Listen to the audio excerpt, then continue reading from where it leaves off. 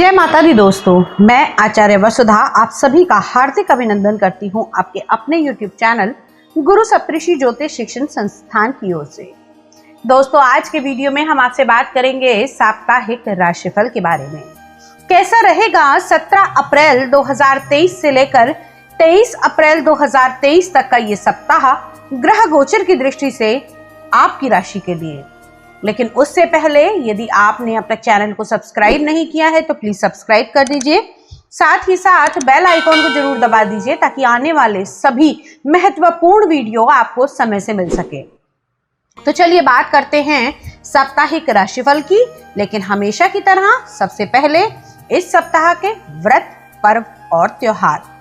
सबसे पहले 17 अप्रैल को सोम प्रदोष का व्रत रखा जाएगा। 18 अप्रैल को जो लोग मासिक शिवरात्रि का व्रत रखते हैं वो इस दिन इस व्रत को रख सकते हैं। उसके बाद में 20 अप्रैल को अमावस्या, जी हाँ, वैशाख मास की पितृ कार्य के लिए अमावस्या की पूजा की जाएगी। 22 अप्रैल को बहुत ही पावन त्योहार है जिसे हम अक्षय तृतीया कहते हैं। अक्षय तृतीया, जी हाँ, अक्षय तृतीया पे धन प्राप्त हेतु बहुत सारी उपाय किए जाते हैं। साथ ही साथ अक्षय तृतीया पे बहुत सारे ऐसे कार्य भी किए जाते हैं जिसमें हमारे पुण्य कर्मों का क्षय नहीं होता। उसी दिन 22 अप्रैल को ही देवगुरु बृहस्पति कर रहे हैं राशि परिवर्तन और आ रहे हैं मीन राशि से निकलकर मेष राशि में। ये तो था व्रत, पर्व और त्योहार। आइए अब जान लेते हैं कि इस ग्रह गोचर में इस सप्ताह में क्या क्या परिवर्तन आएंगे आपकी राशि के लिए, क्या रखनी है सावधानियां, क्या कर सकते हैं हम महत्वपूर्ण काम और कौन कौन से हो सकते हैं हमें लाभ। आइए सबसे पहले चर्चा का विषय बनती है आपकी राशि। तो चलिए बात करते हैं मीन लगन वाले जातकों के बारे में। मीन लगन वाले जातकों की रहने वाली है ग्रहों की स्थिति कुछ इस प्रकार। आपके लगन के स्वामी अभी चल रहे हैं, आपके लगन में ही गोचर कर रहे हैं। हंस नामक राजयोग बना हुआ है, लेकिन 22 तारीख से देवगुरु करेंगे राशि परिवर्तन और बनेगा गुरु चंडाल योग। इससे जुड़ी हुई वीडियो आप हमारे चैनल पर देख सकते हैं। अब दूसरे भाव के अंदर सूर्य, राहु और बुध की युति चल रही है। तीसरे भाव में शुक्र स्वराशि के होकर विराजमान है तथा चतुर्थ भाव में मंगल गोचर कर रहे हैं। केतु का गोचर चल रहा है कुंडली के अष्टम भाव में। वहीं अगर हम बात करें कुंडली के द्वादश भाव में शनि गोचर भ्रमण कर रहे हैं। चंद्रमा इस सप्ताह गोचर करेंगे आपकी कुंडली के 12वें भाव, लगन भाव, द्वितीय भाव और तृतीय भाव में। अब आइए जानते हैं कि इस ग्रह गोचर का क्या प्रभाव पड़ने वाला है आपके ऊपर। अब तक बन रहे हंस नामक राजयोग से अब आपकी कुंडली में बनेगा गुरु चंडाल योग। कहीं ना कहीं आपकी मति इस समय खराब हो सकती है, डिसीजन लेने की आपकी पावर जो है वो वीक पड़ सकती है। धार्मिक अनुष्ठानों से अब तक जुड़े रहने वाले, धार्मिक चीजों को मानने वाले, अचानक से कहीं ना कहीं आपकी सोच में परिवर्तन आएगा। आप ये सोचने पर मजबूर हो जाएंगे कि मैं इतनी मेहनत कर रहा हूँ, इतनी पूजा पाठ कर रहा हूँ, फल तो नहीं मिल रहा, ऐसा क्यों। कहीं ना कहीं राहु आपको मति भ्रष्ट करने के लिए आगे तैयार बैठे हैं। मेष राशि वाले जातकों के लिए इस सप्ताह की शुरुआत में तो बहुत अच्छी चीजें रहेंगी, बहुत अच्छे अवसर रहेंगे, लेकिन जैसे ही लगन के स्वामी की राशि परिवर्तन होगी चीजें थोड़ी थोड़ी गड़बड़ाने लग सकती हैं। इस सप्ताह में आप अपने कॉन्फिडेंस लेवल पे आगे बढ़ सकते हैं। जितना ज्यादा आपका कॉन्फिडेंस लेवल रहेगा उतनी ही आप इस समय तरक्की करते हुए दिखाई देंगे। अगर आप लोग अपनी हेल्थ से जुड़ी हुई समस्याओं से मुक्ति पाना चाहते हैं तो आज से ही विष्णु सहस्त्र नाम का पाठ आप शुरू कर दीजिए। अगर वो भी संभव नहीं है तो देवगुरु बृहस्पति की अर्चना या फिर अपने गुरु की अर्चना से ही निश्चित तौर से आपको स्वास्थ्य में लाभ मिलता हुआ दिखाई देगा। इस सप्ताह में आपको परिवार को लेकर कुछ चिंताएं सता सकती हैं। परिवार को लेकर आप लोग कुछ टेंशन में आ सकते हैं।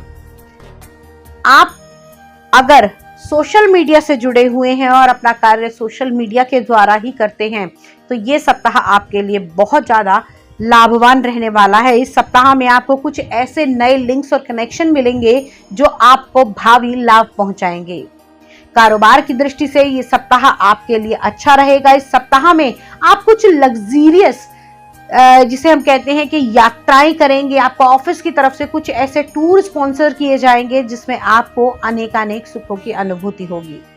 इस सप्ताह में महिलाओं के लिए भी नए अवसर बनते हुए दिखाई देंगे। जो महिलाएं किसी उच्च पद पर काम करती हैं, हो सकता है कि कुछ आप लोगों की चुनौतियां आए, लेकिन आप इन चुनौतियों को पूरा करते हुए अपने लक्ष्य की ओर प्राप्त करेंगी और उस लक्ष्य से आपको कहीं ना कहीं आप लोगों की उन्नति होने के भी चांसेस बने हुए हैं। अब बात करते हैं उन लोगों के लिए जो किसी प्रकार के व्यवसाय से जुड़े हुए हैं, अपना कारोबार चला रहे हैं। तो आप लोगों को दोस्तों इस सप्ताह आपके कारोबार से जुड़ी हुई चीजों में और ज्यादा इन्वेस्टमेंट करने की जरूरत पड़ सकती है। इस सप्ताह में आपका कारोबार आपसे कुछ नया एक्सपेंस मांग सकता है। खासतौर से वो लोग जो किसी प्रकार के प्रॉपर्टी के बिजनेस से जुड़े हुए हैं, उन लोगों के लिए ये सप्ताह थोड़ा सा चुनौतीपूर्ण हो सकता है। ये सप्ताह उन लोगों के लिए खास रहने वाला है जो अपने पैतृक कार्य को संभाल रहे हैं, या फिर मैं कहूं अपने पिताजी की सत्ता को संभाल रहे हैं, पिताजी के कारोबार को संभाल रहे हैं। उन लोगों के लिए ये सप्ताह बहुत ही फ्रूटफुल रहने वाला है। जीवन साथी की तरफ से इस सप्ताह में आपको कुछ नई चुनौतियां आ सकती हैं, जैसे कि छोटी मोटी बात पे लड़ाई झगड़ा हो सकता है, लेकिन फिर भी आप लोग इस सप्ताह के अंत में एक अच्छा अनुभव अपने जीवन साथी के साथ एक अच्छा समय व्यतीत करेंगे। इस सप्ताह में आपका दाम्पत्य जीवन सुखमय रहेगा और आपको अनेकानेक सुखों की अनुभूति होगी। हो सकता है इस सप्ताह में आप लोग किसी अपने लाइफ पार्टनर के साथ में किसी आउटिंग के लिए भी जा सकते हैं। इस सप्ताह में आप लोगों के जितने भी पुराने काम रुके हुए थे वो कंप्लीट होते हुए दिखाई देंगे, क्योंकि भाग्य का स्वामी अभी सुख के स्थान में जाकर विराजमान है मंगलदेव। तो कहीं ना कहीं जो चीजों को आप बहुत टाइम से डिले कर रहे थे, आप सोच रहे थे कि आज होंगी कल होंगी, वो इस समय में होती हुई दिखाई देंगी। ओवरऑल ये सप्ताह आपके लिए शुभ रहने वाला है, लेकिन इस सप्ताह में कुछ सावधानियां और कुछ उपाय आपको अवश्य करने चाहिए। जैसे कि मैंने आपको बताया कि इस सप्ताह में आपको देव गुरु बृहस्पति की पूजा अवश्य करनी चाहिए। उसके अलावा आप लोग इस सप्ताह में अगर कुछ कर सकते हैं तो गुरुवार के दिन आप लोग गाय को गुड़ और चने की दाल अवश्य खिलाएं। अगर ये भी संभव ना हो तो गाय का स्पर्श आप लोगों के लिए बहुत ही लाभकारी रहेगा। लकी कलर इस सप्ताह आप लोगों के लिए रहने वाला है गोल्डन कलर, और लकी नंबर आप लोगों के लिए रहेगा नंबर 3। दोस्तों ये तो था आपका साप्ताहिक राशिफल, लेकिन हर व्यक्ति के अलग कर्म हैं, अलग ग्रह हैं, अलग नक्षत्र हैं। गोचर का प्रभाव निश्चित तौर से आपके जीवन पर पड़ता है, लेकिन क्या, कितना, कब और कैसे, ये सब ही आपकी अपनी व्यक्तिगत कुंडली पर निर्धारित करता है।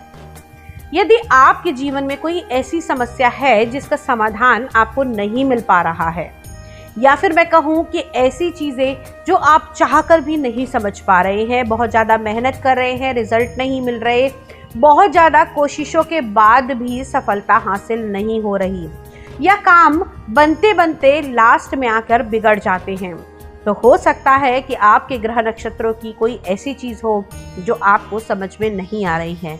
तो घबराइए मत, हम यहाँ पर आपकी हेल्प करने के लिए तत्पर हैं।